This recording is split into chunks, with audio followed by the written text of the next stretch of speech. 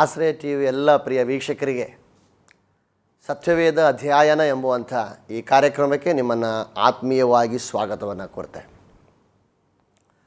ಈ ದಿನಗಳಲ್ಲಿ ನಾವು ಕಲಿಬೇಕಾಗಿರುವಂಥದ್ದು ದೇವರ ವಾಕ್ಯ. ನಾವು ದೇವರ ವಾಕ್ಯದಲ್ಲಿ ಎಷ್ಟರ ಮಟ್ಟಿಗೆ ಆಳವಾಗಿ ಬೇರೂರ್ತೇವೋ, ಎಷ್ಟರ ಮಟ್ಟಿಗೆ ದೇವರ ವಾಕ್ಯ ನಮ್ಮ ಹೃದಯದ ಒಳಗಿರ್ತದೋ ಅಷ್ಟರ ಮಟ್ಟಿಗೆ ಸೈತಾನನಿಗೆ ನಮ್ಮನ್ನು ಅಲ್ಲಾಡಿಸಲಾಗುವುದಿಲ್ಲ. ಆದುದರಿಂದ ಈ ಕಾರ್ಯಕ್ರಮ ನೀವು ವೀಕ್ಷಿಸುತ್ತಿರುವಾಗಲೇ ದಯವಿಟ್ಟು ನೀವು ಕೂತಿರುವ ಜಾಗದಲ್ಲಿ ನನ್ನ ಒಂದು ಸಣ್ಣ ಸಲಹೆ ಏನೆಂದರೆ, ನಿಮ್ಮ ಕೈಯಲ್ಲಿ ಕನಿಷ್ಠ ಒಂದು ಸತ್ಯವೇದ, ನಿಮ್ಮ ಬಳಿಯಲ್ಲಿ ಒಂದು ಪುಸ್ತಕ ಮತ್ತು ಒಂದು ಪೆನ್ನನ್ನು ದಯವಿಟ್ಟು ಸಿದ್ಧವಾಗಿ ಕೂತ್ಕೊಳ್ಬೇಕೆಂಬುದಾಗಿ ನಾನು ನಿಮ್ಮಲ್ಲಿ ವಿನಂತಿಸಿಕೊಳ್ತೇನೆ. ಈ ಕಾರ್ಯಕ್ರಮದಲ್ಲಿ ಅನೇಕ ದೇವರ ವಾಕ್ಯಗಳನ್ನು ನಿಮಗೆ ಓದಿ ಕೇಳಿಸಲಾಗ್ತದೆ. ಅನೇಕ ವಿಷಯಗಳನ್ನು, ದೇವರ ವಾಕ್ಯದ ಗೂಢಾರ್ಥಗಳನ್ನು ನಿಮಗೆ ತಿಳಿಯಪಡಿಸಲಾಗ್ತದೆ. ಈ ವಾಕ್ಯಗಳನ್ನು, ಗೂಢಾರ್ಥಗಳನ್ನು ನಾವು ತಿಳಿಯುವಾಗ ನಮ್ಮ ಜೀವಿತವನ್ನು ನಾವು ದೇವರ ವಾಕ್ಯದ ಮುಂದೆ ಇಟ್ಟು ನಮ್ಮನ್ನು ಪರಿಶೀಲಿಸ್ತಾ ಇರಬೇಕು. ಸ್ತೋತ್ರ. ಸತ್ಯವೇದ ಎಂಬ ಅಧ್ಯಯನದ ಕಾರ್ಯಕ್ರಮದಲ್ಲಿ ನಾವು ಇವತ್ತಿನಿಂದ ಕೆಲವು ದಿನಗಳವರೆಗೂ ಯೇಸು ಕ್ರಿಸ್ತನ ಎರಡನೆಯ ಬರೋಣದ ವಿಚಾರದಲ್ಲಿರುವಂಥ ಕೆಲವು ಆ ಮರ್ಮಗಳನ್ನು, ಸತ್ಯಗಳನ್ನು ನಾವು ಕಲಿಯುತ್ತಾ ಹೋಗ್ತೇವೆ. ಅತ್ಯಂತ ಗಂಭೀರವಾಗಿರುವಂಥ ವಿಷಯವಾಗಿದೆ ಇದು. ಈ ದಿನಗಳಲ್ಲಿ ನಾವು ಅನಿವಾರ್ಯವಾಗಿ ತಿಳಿಯಲೇಬೇಕಾಗಿರುವಂಥ ವಿಷಯವಾಗಿದೆ.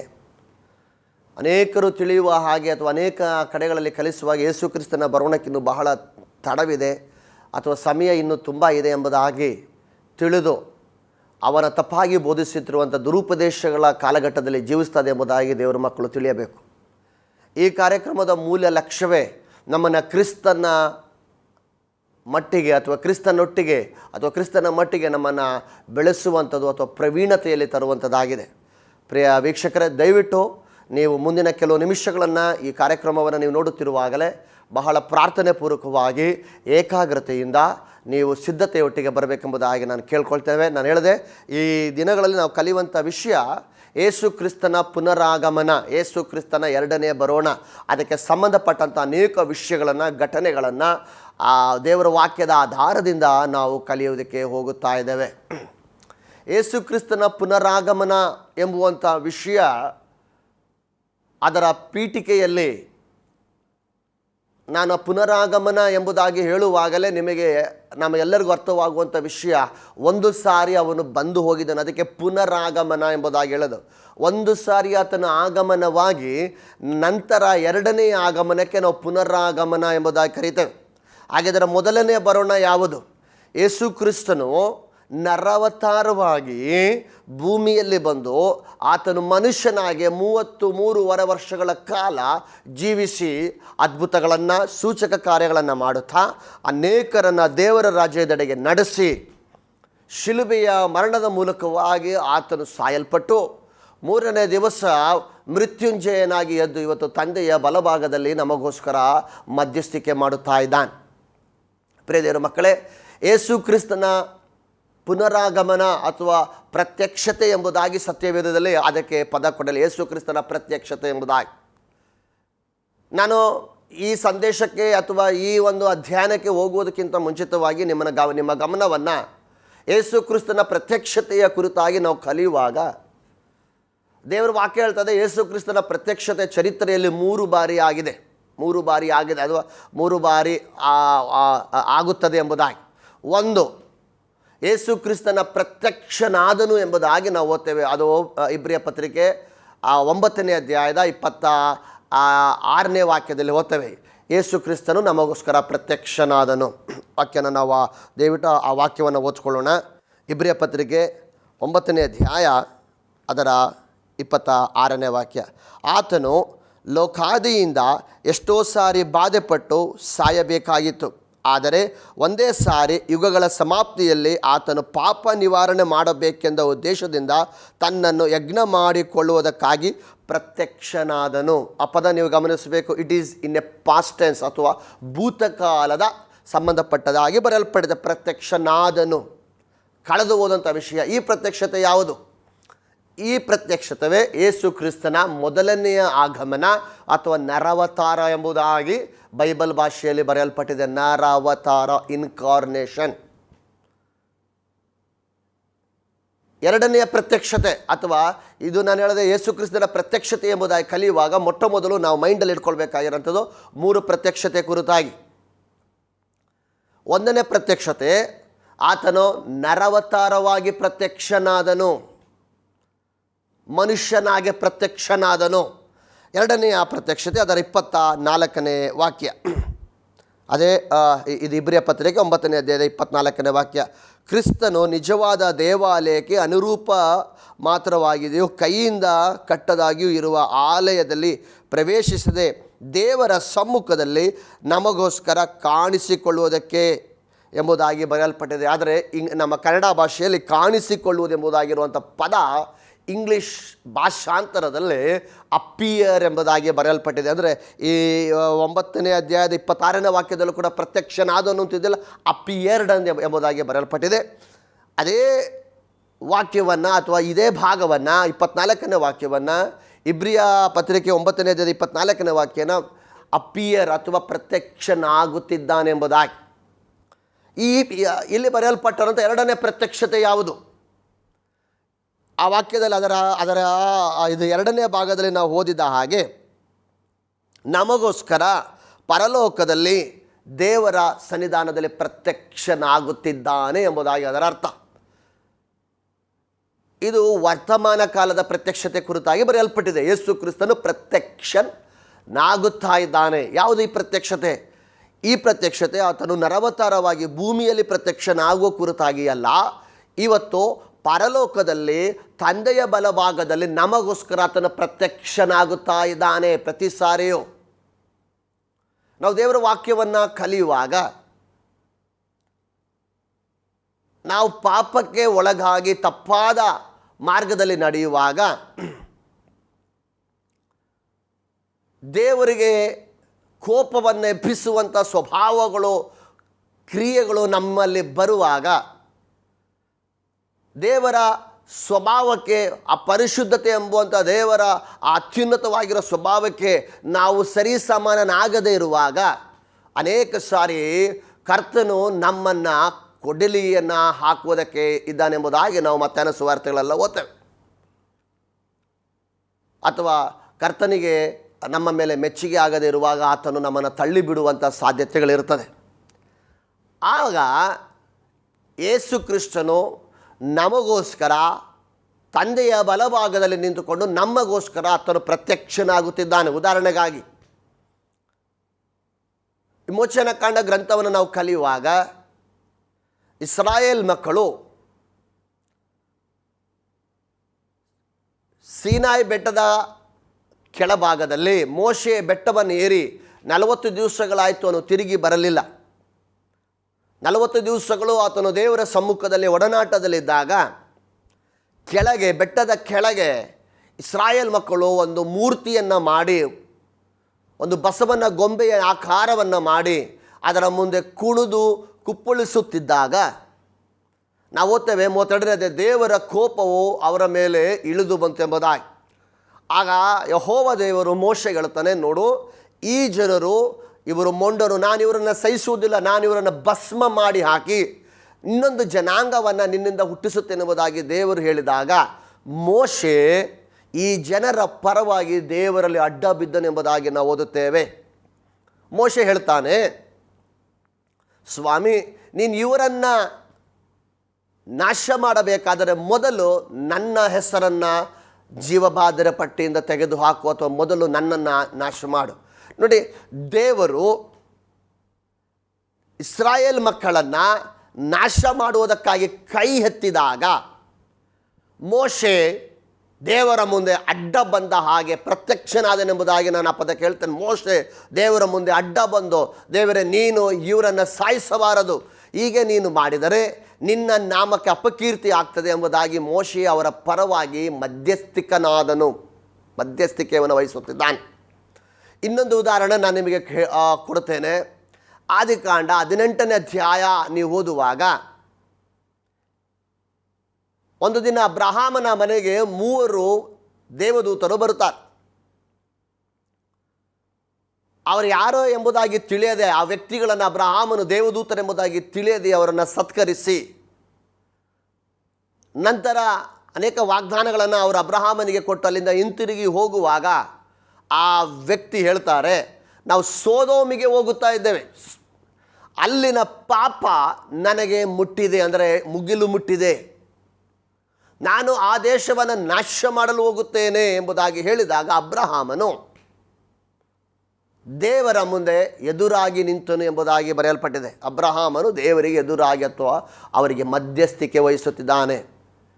ನಾವು ಕೆಳಗಿನ ವಾಕ್ಯದಲ್ಲಿ ನೋಡುವಾಗ ಅಬ್ರಹಾಮನು ದೇವರ ಹತ್ರ ಒಂದು ಬಾರ್ಗೇನಿಂಗ್ ಥರ ಆತನು 50ರಿಂದ 5 ಜನ ತನಕ ಇಳಿಸಿಕೊಂಡು ಬರುವುದನ್ನು ನೋಡ್ತಾ ಇದೆ.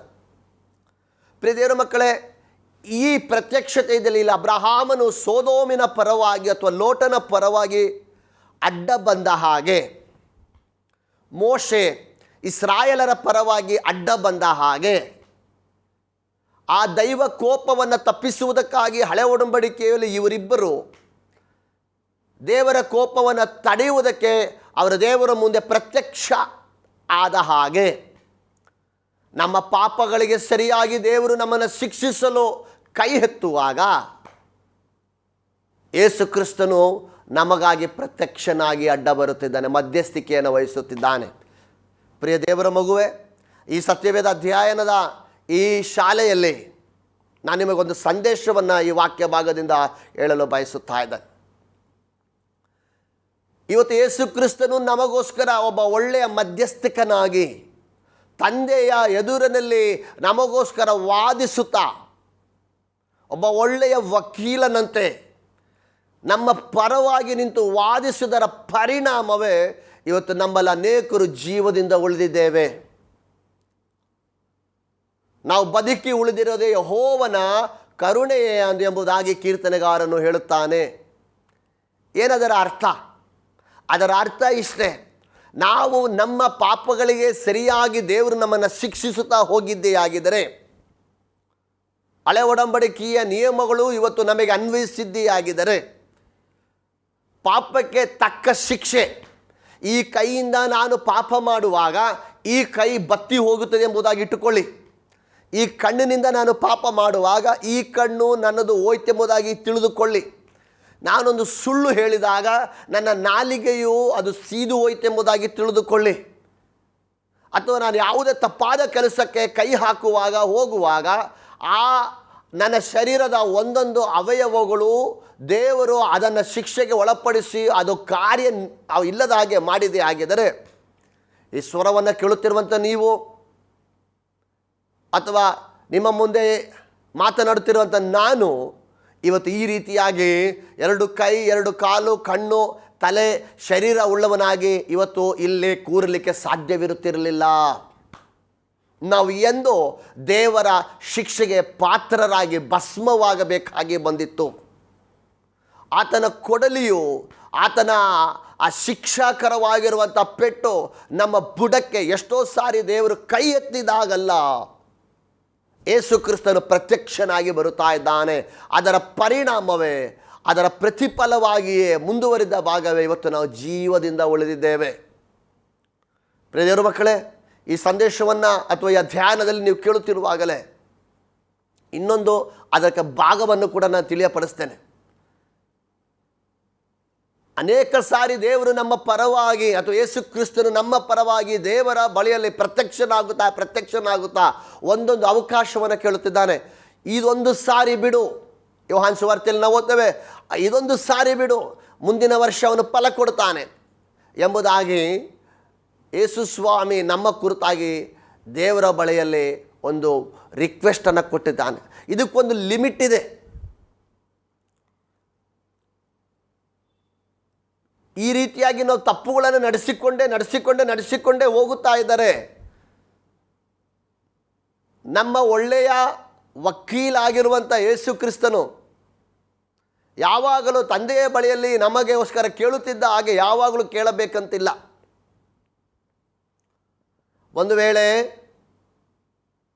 ಆ ರೀತಿ ಅವನು ಪ್ರತ್ಯಕ್ಷನಾಗುವುದನ್ನು ನಿಲ್ಲಿಸಿಬಿಟ್ಟರೆ ನಾವು ದೇವರ ದಂಡನೆಗೆ ಗುರಿಯಾಗುತ್ತಿದ್ದೆವು. 1 ಕೊರಿಂಥ ಪತ್ರಿಕೆ 11ನೇ ಅಧ್ಯಾಯವನ್ನು ನಾವು ಓದುವಾಗ ಈ ಕಾರಣದಿಂದ ನಿಮ್ಮಲ್ಲಿ ಬಹು ಮಂದಿ ಬಲಹೀನರು, ರೋಗಿಗಳು ಮತ್ತು ಸಾಯುತ್ತಾರೆ ಎಂಬುದಾಗಿ ಬರೆಯಲ್ಪಟ್ಟಿದೆ. ಇವೆಲ್ಲ ಸಣ್ಣ ಸಣ್ಣ ಶಿಕ್ಷೆಗಳು ದೇವರು ನಮಗೆ ಕೊಡುತ್ತಿರುವಂಥದ್ದು. ಪ್ರಿಯ ದೇವರ ಮಕ್ಕಳೇ, ಇದು ಎರಡನೆಯ ಪ್ರತ್ಯಕ್ಷನ ಆಗುತ್ತಿದ್ದನು, ವರ್ತಮಾನದ ಪ್ರತ್ಯಕ್ಷತೆ. ಆದುದರಿಂದ ಈ ಪ್ರತ್ಯಕ್ಷತೆಗಾಗಿ ನಾನು ದೇವರಿಗೆ ಸ್ತೋತ್ರ ಸಲ್ಲಿಸ್ತೇನೆ. ಈ ಪ್ರತ್ಯಕ್ಷತೆ ನನಗೋಸ್ಕರ ತಂದೆಯ ಬಲಭಾಗದಲ್ಲಿ ಮಾಡದೆ ಹೋಗಿದರೆ ನಾವು ದಂಡನೆಗೆ ಗುರಿಯಾಗಬೇಕಾಗಿತ್ತಲ್ಲ. ಎಂಥ ಒಳ್ಳೆಯ ತಂದೆಯು ಅಥವಾ ಎಂಥ ಒಳ್ಳೆಯ ಕರುಣೆ ಉಳ್ಳಂಥ ತಂದೆಯಾಗಿರೋ ಯೇಸು ಕ್ರಿಸ್ತನು ನಮಗೋಸ್ಕರ ಇದ್ದಾನೆಂಬುದಾಗಿ ತಿಳಿದು ನಾವು ಮತ್ತೊಂದಾವರ್ತಿ ದೇವರಿಗೆ ಸ್ತುತಿ ಸ್ತೋತ್ರವನ್ನು ಸಲ್ಲಿಸಬೇಕಾಗಿದೆ. ಮೂರನೇ ಪ್ರತ್ಯಕ್ಷತೆ, ಅದೇ ನಮ್ಮ ಧ್ಯಾನದ ವಿಷಯ. ಅದೇ ಪತ್ರಿಕೆಯ 9ನೇ ಅಧ್ಯಾಯದ 28ನೇ ಅಥವಾ ಅದರ 27ನೇ ವಾಕ್ಯ. ಒಂದೇ ಸಾರಿ ಸಾಯುವುದು, ಆಮೇಲೆ ನ್ಯಾಯ ತೀರ್ಪು ಮನುಷ್ಯನಿಗೆ ಹೇಗೆ ನೇಮಕವಾಗಿದೆಯೋ ಹಾಗೆ ಕ್ರಿಸ್ತನು ಸಹ ಬಹುಜನರ ಪಾಪಗಳನ್ನು ಒತ್ತಿಕೊಳ್ಳುವುದಕ್ಕೋಸ್ಕರ ಒಂದೇ ಸಾರಿ ಸಮರ್ಪಿತನಾದನು. 28ನೇ ವಾಕ್ಯ. ಮತ್ತು ತನ್ನನ್ನು ನಿರೀಕ್ಷಿಸಿಕೊಂಡಿರುವವರಿಗೆ ರಕ್ಷಣೆಯನ್ನುಂಟು ಮಾಡುವುದಕ್ಕೋಸ್ಕರ ಪಾಪ ಸಂಬಂಧವಿಲ್ಲವನಾಗಿ ಎರಡನೆಯ ಸಾರಿ ಕಾಣಿಸಿಕೊಳ್ಳುವನು. ಆಂಗ್ಲ ಭಾಷೆಯಲ್ಲಿ ಭಾಷಾಂತರಕ್ಕೆ ವಿಲ್ ಅಪಿಯರ್ ಎಂಬುದಾಗಿ ಬರೆಯಲ್ಪಟ್ಟಿದೆ. ಪ್ರತ್ಯಕ್ಷನಾಗುವನು ಅಂದರೆ ಇದು ಭವಿಷ್ಯತ್ ಕಾಲಕ್ಕೆ ಅನ್ವಯಿಸುವಂಥದ್ದಾಗಿದೆ. ನಾನು ಹೇಳಿದೆ, ಯೇಸು ಕ್ರಿಸ್ತನ ಪ್ರತ್ಯಕ್ಷತೆ ಪುನರಾಗಮನ ಎಂಬುದಾಗಿ ಹೇಳುವಾಗ ಪುನರಾಗಮನದಲ್ಲೇ ನಮಗೆ ಗೊತ್ತಾಗ್ತದೆ ಒಂದು ಸಾರಿ ಆಗಮನ ಆಗಿದ್ದಾನೆಂಬುದಾಗಿ. ಇದಕ್ಕೆ ಸತ್ಯವೇದದಲ್ಲಿ ಕೊಡಲ್ಪಟ್ಟಿರುವಂಥ ಪದ ಪ್ರತ್ಯಕ್ಷತೆ ಎಂಬುದಾಗಿ ನಾನು ಹೇಳಿದೆ. ಇಲ್ಲಿವರೆಗೆ ಹೇಳಿದ ಸಾರಾಂಶವನ್ನು ಮತ್ತೊಂದು ಸಾರಿ ಹೇಳಿ ಮುಗಿಸ್ತಾ ಇದ್ದೇನೆ. ಒಂದು ಸಾರಿ ಅವನು ನಮಗೋಸ್ಕರ ಪ್ರತ್ಯಕ್ಷನಾದನು ನರವತಾರವಾಗಿ. ಈಗ ಅವನು ಪ್ರತ್ಯಕ್ಷನಾಗುತ್ತಿದ್ದಾನೆ, ತಂದೆಯ ಬಲಭಾಗದಲ್ಲಿ ನಮಗೋಸ್ಕರ ಪ್ರತ್ಯಕ್ಷನಾಗುತ್ತಿದ್ದಾನೆ. ಮೂರದಾಗಿ ಅವನು ಪ್ರತ್ಯಕ್ಷನಾಗಲಿಕ್ಕಿದ್ದಾನೆ. ಆ ವಿಚಾರಕ್ಕೆ ಸಂಬಂಧಪಟ್ಟಂಥ ವಿಷಯಗಳೇ ನಾವು ಮುಂದಿನ ಅಧ್ಯಾಯಗಳಲ್ಲಿ ಕಲಿಯುತ್ತಾ ಹೋಗುತ್ತೇವೆ. ಪ್ರಿಯರೇ, ಒಂದು ಭೂತಕಾಲ, ಎರಡು ವರ್ತಮಾನ ಕಾಲ, ಇನ್ನೊಂದು ಭವಿಷ್ಯತ್ ಕಾಲ. ಈ ಮೂರು ಪ್ರತ್ಯಕ್ಷತೆಗಳು ಕುರಿತಾಗಿ ನಾನು ನಿಮಗೆ ಇಲ್ಲಿವರೆಗೂ ಹೇಳುತ್ತಾ ಬಂದೆ. ಪ್ರಿಯ ಸ್ನೇಹಿತನೇ, ಯೇಸು ಕ್ರಿಸ್ತನು ನಿನಗೋಸ್ಕರ ಪ್ರತ್ಯಕ್ಷನಾಗಲಿಕ್ಕಿದ್ದಾನೆ. ಈ ಪ್ರತ್ಯಕ್ಷತೆಯಲ್ಲಿ ನಾವು ಆತನ ಸಂಗಡ ಸೇರುವೆವು. ಆತನಿದ್ದ ಹಾಗೆ ಆತನು ನಮ್ಮನ್ನು ಮಾರ್ಪಡಿಸುವನು. ನಾವು ರೂಪಾಂತರವನ್ನು ಹೊಂದಿ ಮಹಿಮೆಯ ಶರೀರವನ್ನು ಧರಿಸಿಕೊಂಡು ಪರಲೋಕದಲ್ಲಿ ನಾವು ನಮ್ಮ ಜೀವಿತವನ್ನು ಪ್ರಾರಂಭಿಸುವೆವು. ಈ ಶಬ್ದವನ್ನು ಕೇಳುತ್ತಿರುವಂಥ ನೀನು ಇಲ್ಲಿವರೆಗೂ ಯೇಸು ಕ್ರಿಸ್ತನನ್ನು ನಿನ್ನ ಸ್ವಂತ ರಕ್ಷಕನಾಗಿ ದೇವರಾಗಿ ಅಂಗೀಕಾರ ಮಾಡಿಕೊಳ್ಳದಿರೋ ವ್ಯಕ್ತಿಯಾಗಿದ್ದಾರೆ. ಈ ವಾಹಿನಿಯ ಮೂಲಕವಾಗಿ ನಾನು ನಿಮ್ಮಲ್ಲಿ ಬಹಳ ಅತ್ಯಂತ ವಿನಯಪೂರ್ವಕವಾಗಿ ಕೇಳ್ಕೊಳ್ತೇನೆ, ಇವತ್ತು ಯೇಸು ಕ್ರಿಸ್ತನನ್ನು ನನ್ನ ಸ್ವಂತ ರಕ್ಷಕನಾಗಿ ದೇವರಾಗಿ ನಿನ್ನ ಹೃದಯದಲ್ಲಿ ಸ್ವೀಕರಿಸುವುದಾದರೆ, ಎರಡನೆಯ ಪ್ರತ್ಯಕ್ಷತೆಯಲ್ಲಿ ಆತನು ಮಧ್ಯಾಕಾಶದಲ್ಲಿ ಪ್ರತ್ಯಕ್ಷನಾಗುತ್ತಾನೆಂಬುದಾಗಿ ನಾವು ಓದುತ್ತೇವೆ. ಅದರ ಕುರಿತಾಗಿರುವಂಥ ಅನೇಕ ಇದು ಮರ್ಮಗಳನ್ನು ನಾನು ನಿಮಗೆ ದೇವರ ವಾಕ್ಯದ ಮೂಲಕವಾಗಿ ತಿಳಿಯಪಡಿಸುತ್ತಾ ಇರ್ತೇನೆ. ನಮ್ಮ ಜೀವಿತ ಇಲ್ಲಿಗೆ ಮುಕ್ತಾಯವಾಗುವುದಿಲ್ಲ. ಮನುಷ್ಯನಾಗಿ ಒಬ್ಬ ಮನುಷ್ಯನು ಹುಟ್ಟಿ ಅವನು ಸಾಯಲೇಬೇಕು. ಸಾವು ಮನುಷ್ಯನ ಅಂತ್ಯವಲ್ಲ.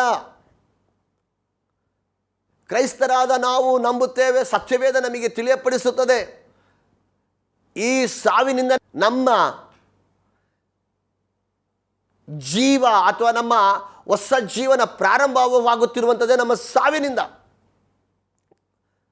ಅದಕ್ಕೆ ನಾವು ಹೇಳ್ತೇವೆ ನಿತ್ಯ ಜೀವ ಎಂಬುದಾಗಿ.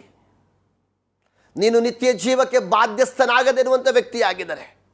ಈ ಲೋಕದ ಸಾವಿನೊಟ್ಟಿಗೆ ನಿನ್ನ ಈ ಲೋಕದ ಪ್ರಯಾಣವು ಅಥವಾ ಮುಗಿದೇ ಹೋಯಿತು, ಅಥವಾ ಒಂದು ವೇಳೆ ನೀನು ಯೇಸು ಕ್ರಿಸ್ತನನ್ನು ಸ್ವಂತ ರಕ್ಷಕನಾಗಿ ದೇವರಾಗಿ ಅಂಗೀಕರಿಸಿದ ವ್ಯಕ್ತಿಯಾಗಿದ್ದಾರೆ, ನೀನು ಮತ್ತೆ ನಿತ್ಯ ಜೀವವನ್ನು ಪಡಿತೀಯ, ನೀನು ಸದಾಕಾಲ ಬದುಕುವನಾಗಿರುವಿ. ಈ ಶಬ್ದವನ್ನು ಕೇಳುತ್ತಿರುವಂಥ ಪ್ರಿಯ ದೇವರ ಮಗುವೆ, ಒಂದು ವೇಳೆ ನೀನು ಯೇಸು ಕ್ರಿಸ್ತನನ್ನು ಸ್ವಂತ ರಕ್ಷಕನಾಗಿ ಅಂಗೀಕರಿಸಿಕೊಂಡಿರುವಂಥ ಒಬ್ಬ ವಿಶ್ವಾಸಿಯಾಗಿ ದೇವರ ಮಗುವಾಗಿದ್ದಾರೆ, ನಾನು ಹೇಳ್ತೇನೆ, ಯೇಸು ಕ್ರಿಸ್ತನನ್ನು ದುಃಖಿಸುವಂಥ ಯಾವ ವಿಚಾರವು ನಿನ್ನ ಜೀವಿತದಲ್ಲಿರಬಾರದು. ಯೇಸು ಕ್ರಿಸ್ತನಿಗೆ ಇಷ್ಟಪಡದಂತೆ ಯಾವ ಸ್ವಭಾವ ನಮ್ಮಲ್ಲಿರಬಾರದು. ನಮ್ಮೆಲ್ಲ ಪಾಪಮಯವಾದ ಕ್ರಿಯೆಗಳನ್ನು ನಾವು ಬಿಟ್ಟು ಆತನ ಪ್ರತ್ಯಕ್ಷತೆಗಾಗಿ ನಿರೀಕ್ಷೆಯಿಂದ ಕಾದುಕೊಂಡಿರೋಣ. ಪ್ರಾರ್ಥನೆ ಮಾಡೋಣ. ಪ್ರೀತಿಯುಳ್ಳ ಪರಲೋಕದ ದೇವರೇ, ನಿನ್ನ ಪರಿಶುದ್ಧವಾಗಿರುವ ನಾಮಕ್ಕೆ ಸ್ತೋತ್ರವಾಗಲಿ. ಈ ಸಂದೇಶವನ್ನು, ಈ ಅಧ್ಯಯನವನ್ನು ಕರ್ತನೆ ಟಿ ವಿಯ ಮೂಲಕವಾಗಿ ವೀಕ್ಷಿಸುತ್ತಿರುವಂಥ ಈ ಸಹೋದರನಿಗಾಗಿ ನಾನು ಪ್ರಾರ್ಥಿಸ್ತಾ ಇದ್ದೇನೆ. ಕರ್ತನಾದ ಯೇಸು ಕ್ರಿಸ್ತನ ನಾಮದಲ್ಲೇ ಅನುಗ್ರಹಿಸಿ ಪ್ರಾರ್ಥಿಸ್ತೇನೆ. ಸಹಾಯ ಮಾಡು ಕರ್ತನೆ. ನಿನ್ನ ಪ್ರತ್ಯಕ್ಷತೆಗಾಗಿ ಅವರು ಸಿದ್ಧರಾಗುವಂತೆ ನೀನು ಸಹಾಯ ಮಾಡು. ನಿನ್ನ ಬರುವಿಕೆಯನ್ನು ಎದುರು ನೋಡುತ್ತಿರುವಂಥ ಈ ಪ್ರಿಯರು, ಈ ಸ್ವಾಮಿ, ಈ ಕುಟುಂಬವನ್ನು ನೀನು ಸಿದ್ಧ ಮಾಡಬೇಕೆಂಬುದಾಗಿ ಪ್ರಾರ್ಥಿಸ್ತೇನೆ. ಆಶೀರ್ವದಿಸು. ಯೇಸು ಕ್ರಿಸ್ತನ ನಾಮದಲ್ಲಿ ತಂದೆ, ಆಮೆನ್.